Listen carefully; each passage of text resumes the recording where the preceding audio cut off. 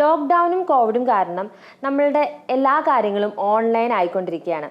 കുട്ടികളുടെ പഠിത്തം ഓൺലൈനിൽ, സിനിമ ഇപ്പോൾ OTT പ്ലാറ്റ്ഫോമിലാണ് വരുന്നത് കൂടുതലായിട്ടും, അതും ഓൺലൈനായി. ഷോപ്പിംഗ് അത് പണ്ടേ ഓൺലൈനിലാണ്. ഇപ്പോൾ എന്തിനേറെ പറയുന്നു, നമ്മൾ തൊട്ടപ്പുറത്തെ കടയിൽ നിന്ന് പോയി വാങ്ങിക്കുന്ന നിത്യോപയോഗ സാധനങ്ങൾ വരെ നമുക്ക് ഓൺലൈനിൽ നിന്ന് കിട്ടാവുന്ന ഒരവസ്ഥയായി. അപ്പം അതെല്ലാം ഓൺലൈൻ ആകുമ്പോൾ നല്ലൊരു കാര്യം തന്നെയാണ്. പക്ഷേ എങ്കിൽ പോലും നമ്മുടെ വീട്ടമ്മമാരും അതുപോലെ തന്നെ വീട്ടു സാധനങ്ങൾ വാങ്ങിക്കുന്ന ആളുകൾക്കും അനുഭവിക്കുന്നൊരു ബുദ്ധിമുട്ട് എന്താണെന്ന് വെച്ചാൽ, ചില നിത്യോപയോഗ സാധനങ്ങൾ നമ്മൾ വീട്ടിലേക്ക് ബേസിക് ആയിട്ട് വാങ്ങിക്കുന്ന സാധനങ്ങളുടെ പേര് പല വെബ്സൈറ്റുകളിലും ഇംഗ്ലീഷിലാണ് കൊടുത്തിരിക്കുന്നത്. അപ്പോൾ അത് കാണുമ്പം ഇതാണോ എനിക്ക് വേണ്ടത്, ഇത് തന്നെയല്ലേ ഞാൻ ഉദ്ദേശിക്കുന്നത് എന്നുള്ളൊരു കൺഫ്യൂഷൻ നിങ്ങളിൽ പലരും ഫേസ് ചെയ്യുന്നുണ്ടായിരിക്കാം. അപ്പോൾ ആ കൺഫ്യൂഷൻ നമുക്കങ്ങ് മാറ്റാം. ഇന്ന് ഞാൻ രേവതി അതുപോലെ തന്നെ അന്ത്ര നിങ്ങളുടെ മുന്നിൽ വന്നിരിക്കുന്നത് ബേസിക്കായിട്ട് നമ്മൾ വീട്ടിൽ യൂസ് ചെയ്യുന്ന കുറച്ച് സ്പൈസസ്, അതിൻ്റെ മലയാളത്തിൽ നിന്നുള്ള ഇംഗ്ലീഷ് തർജ്ജിമകളെ കുറിച്ച് പറയാൻ വേണ്ടിയിട്ടാണ്. അപ്പോൾ വെൽക്കം ടു ഇംഗ്ലീഷ് മിത്ര.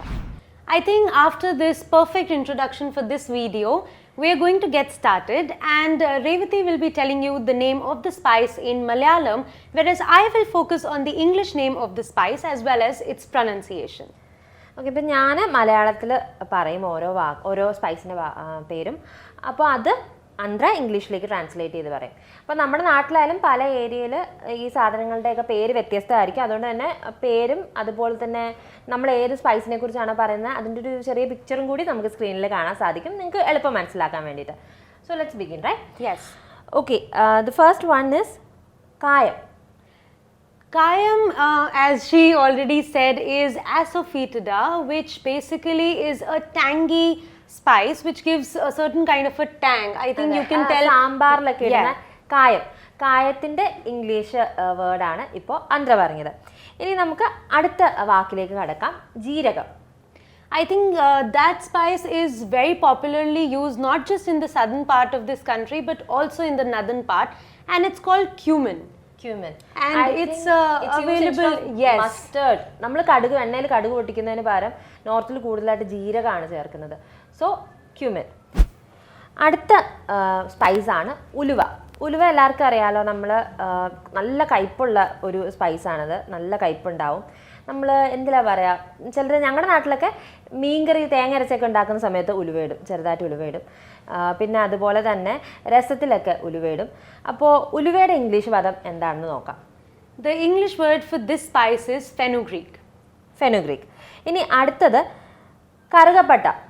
എൻ്റെ നാട്ടിൽ ഇതിൻ്റെ കറുകപ്പട്ട എന്നാണ് പറയുന്നത്. അപ്പോൾ കറുകപ്പട്ട എന്നുള്ള വാക്കിൻ്റെ ഇംഗ്ലീഷ് വേർഡ് എന്താണെന്ന് നോക്കാം.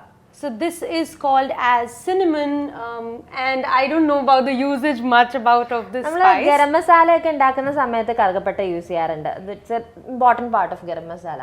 സോ കറുകപ്പട്ടയ്ക്കുള്ള ഇംഗ്ലീഷ് വാക്കാണ് സിനമൺ. അടുത്ത സ്പൈസാണ് ഗ്രാമ്പു. അപ്പോൾ ഗ്രാമ്പൂൻ്റെ ഇംഗ്ലീഷ് വേർഡ് എന്താണെന്ന് നമുക്ക് നോക്കാം. It is called as cloves, and I think it has a lot of medicinal value, right, yes, because it is used for as painkillers and for problems related to the gum. ഇപ്പം മിക്ക natural tooth പേസ്റ്റിൻ്റെയും പരസ്യത്തിലൊക്കെ കാണാം ഗ്രാമ്പൂ ഉണ്ട്. ഞങ്ങളുടെ tooth പേസ്റ്റിൽ ഗ്രാമ്പൂ ഉണ്ട്. So it's good for your gums and teeth, I think. ഇനിയിപ്പോൾ അടുത്ത നമ്മുടെ വാക്കിലേക്ക് പോവാം. So the next spice is ജാതിക്ക. ജാതിക്കയ്ക്ക് എന്താണ് ഇംഗ്ലീഷിൽ പറയുന്നതെന്ന് നോക്കാം. It's called as nutmeg. Nutmeg, which might be a new word for many of them. നിങ്ങൾക്ക് എല്ലാവർക്കും പുതിയൊരു വാക്കായിരിക്കും ഇത്. നട്ട്മെഗ് എന്ന് വെച്ചാൽ ജാതിക്ക എന്നാണ് അർത്ഥം വരുന്നത്.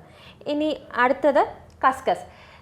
I think this is one of the most popular spices I have seen being used in Kerala, and it's called poppy seeds. ഈ കസ്കസ് എന്താണെന്ന് എല്ലാവർക്കും അറിയാമെന്ന് ഞാൻ വിശ്വസിക്കുന്നു. നമ്മൾ കസ്കസ് ഒരു ഇംഗ്ലീഷ് വാക്കാണെന്നാണ് പലരും കരുതിയിരിക്കുന്നത്.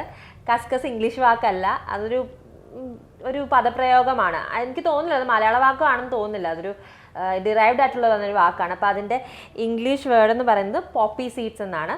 സോ മൂവിങ് ഓൺ, ജാതിപ്പൂ. ജാതിപ്പത്തൽ എന്നൊക്കെ പറയും ഞങ്ങളുടെ നാട്ടിലൊക്കെ, ജാതിത്തരി എന്നൊക്കെ പറയും, ജാതിപ്പൂ. So let's look. In English it's called a mace. Mace. It's a very peculiar term. Mace. Yes, and it's very different because not many people know as far as I know. I don't think. ഈ ജാതിപ്പൂ എന്താണെന്നുള്ളത് ജാതി കൃഷി നടത്തുന്നവർക്കും അതുകൊണ്ട് സമ്പാദ്യം ഉണ്ടാക്കുന്നവർക്കും കറക്റ്റായിട്ട് അറിയാൻ പറ്റും. മറ്റുള്ളവർക്ക് ഇപ്പം എന്നെപ്പോലുള്ളവർക്ക് ചിലപ്പോൾ മനസ്സിലാവില്ല ജാതിപ്പൂ എന്താണെന്നുള്ളത്. കണ്ടിട്ടുണ്ട് ഞാൻ ജാതിപ്പത്തിൽ. സോ അതിന്റെ ഇംഗ്ലീഷ് ടേം എന്ന് പറയുന്നത് മെയ്സ് ആണ്.